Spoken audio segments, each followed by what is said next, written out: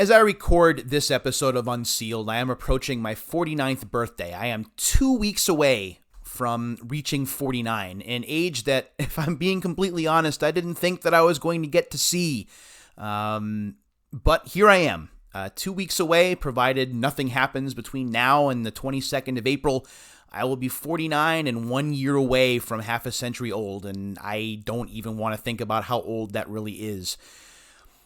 But right around this time of year, I like to reflect even more on my childhood, because thinking about what I did when I was young helps to keep me young, at least in terms of being upstairs. I like to think about things that I did as a kid, going to McDonald's or going to the roller skating rink or visiting the mall, or more importantly, actually most importantly of all, going to arcades or places with arcade games in them.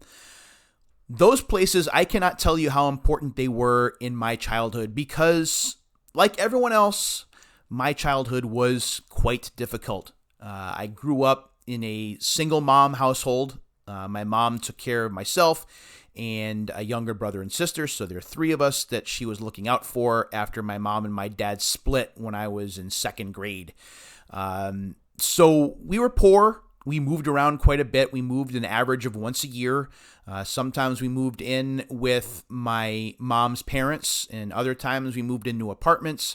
It was a lot of moving. It was a lot of difficulty. And adding on to that was the fact that I was kind of a socially awkward kid. And if we're being completely honest, that really hasn't changed much, even though I'm almost 50.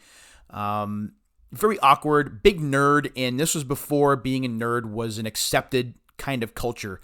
Liking video games and liking certain sci-fi cartoons and liking game shows and not being very athletically gifted.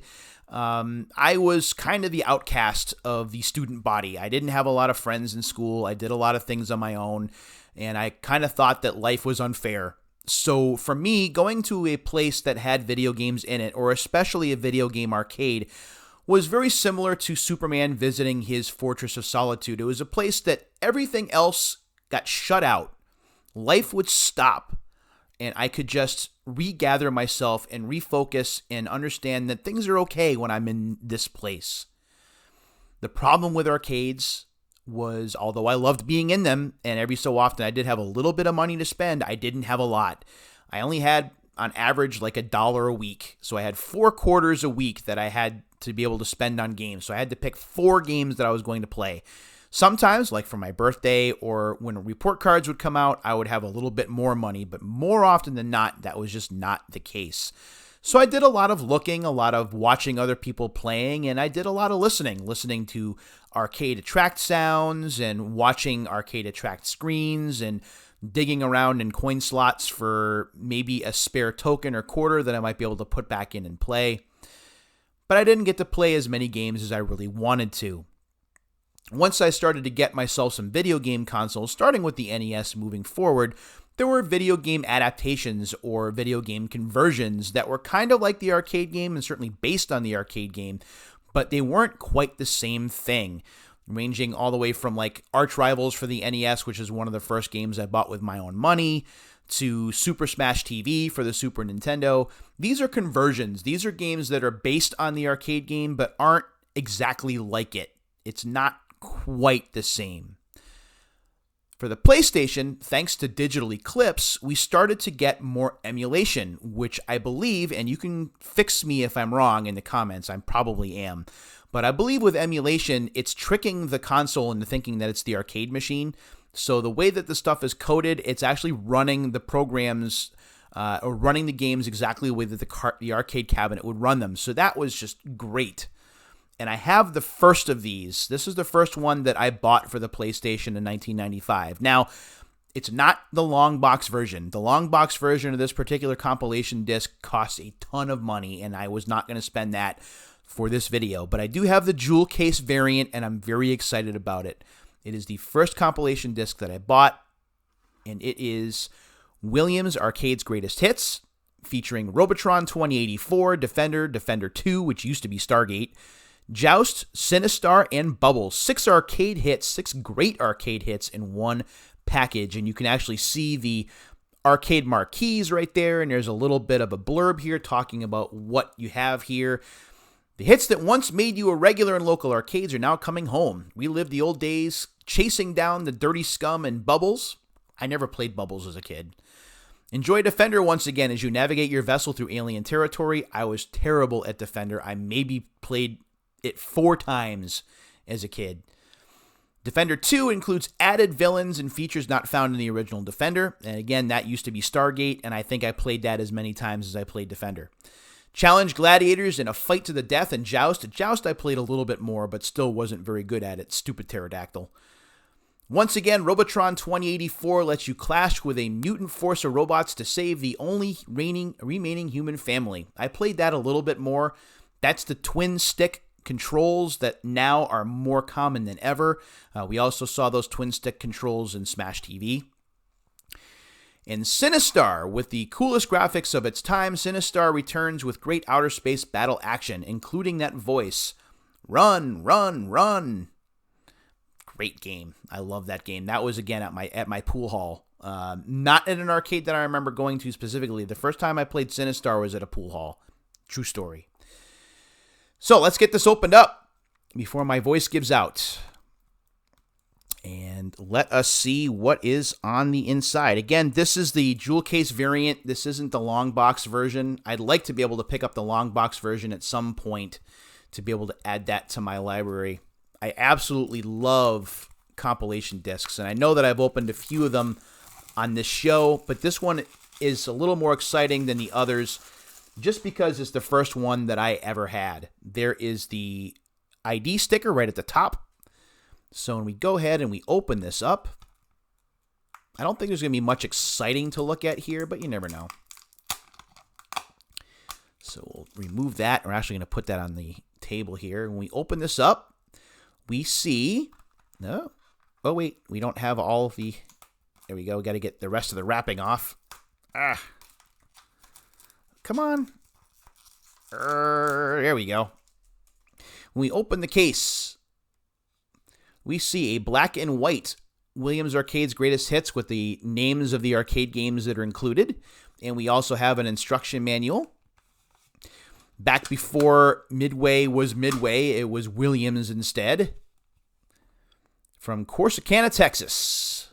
And you have the Digital Eclipse logo there as well. I believe this is in black and white, and it certainly is. So talking about the different types of game selections.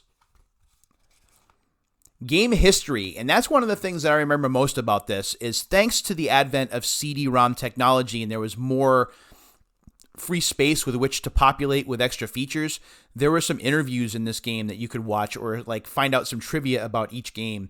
So Defender history, Joust history, Robotron history, Defender 2 history, Sinistar history, and Bubbles history. I believe that Mr. Jarvis, Eugene Jarvis, is featured pretty prominently. I don't remember everyone else. Maybe I'll take some footage from my PS1 of some of the interviews a little bit later on. You get a media gallery as well, showing off some of the artwork, which I think is just fantastic. And again, that's because of CD-ROM technology. Once we moved to DVD technology, we had space for even more of this behind-the-scenes stuff, but unfortunately, we didn't really see a lot of that, which is too bad. You could adjust the in-game options. So unlike the arcade game, you could set it as easy or as difficult as you wanted. You could set the number of lives that you had. You could set the difficulty. You could set the amount of free lives you could earn, things like that. So it's not quite the same as Namco's Museum series, where you would actually manipulate the dip switches, very similar to what you would do in an arcade. But you still have that level of freedom, that level of flexibility, which I think is great. So there are menu options, the bookkeeping screen, which is very neat. You can see how well your customers have been playing. And that's something that you see in arcades too. They give you like the coin report, and they give you some other statistics about your day in terms of like how long each credit is and things like that. Namco Museum does the same kind of thing. So we talk about Robotron 2084, and very similarly to Super Smash TV for the Super Nintendo, you're using the D-pad for movement and the 4 face buttons for firing. And that, I think, works very well. I love that with the Super Nintendo version of Smash TV. And if I'm being honest, I actually use that particular setup with twin stick shooters like Xenocrisis, I believe, is the game that I'm playing, like the Genesis game. I use the face buttons for that. I don't use the 2 sticks for that. I use the D-pad and the 4 face buttons, and it works just fine. Some movement for Joust as well. Joust is such a fun game to play. I wish I was better at it. Defender and Defender 2, games I really wish I was better at, and I actually watched a lot of people play these games when I was a kid. I did far more watching than I did playing, and I was fascinated by how good some of these people were. I remember playing Defender, I maybe lasted about 20 to 30 seconds, and I was done. And at that point, when you don't have a lot of quarters to spend, why are you going to keep putting it in when you can only last for 30 seconds? No, it's not going to work. Bubbles and Sinistar, your controls are listed here. And you could actually list your high scores if you wanted to. Thankfully, we have cell phones and tablets now where we can just track our high scores using like spreadsheets and things. But back in 1995, you either had a notebook or you could write your high scores right here in the instruction manual. And there's warranty information as well if you need it. I love this disc. There are only 6 games on it, and we kind of scoff at that now because you can get like Midway Arcade Treasures where you have 30 games on one DVD-ROM. But this is how it all started.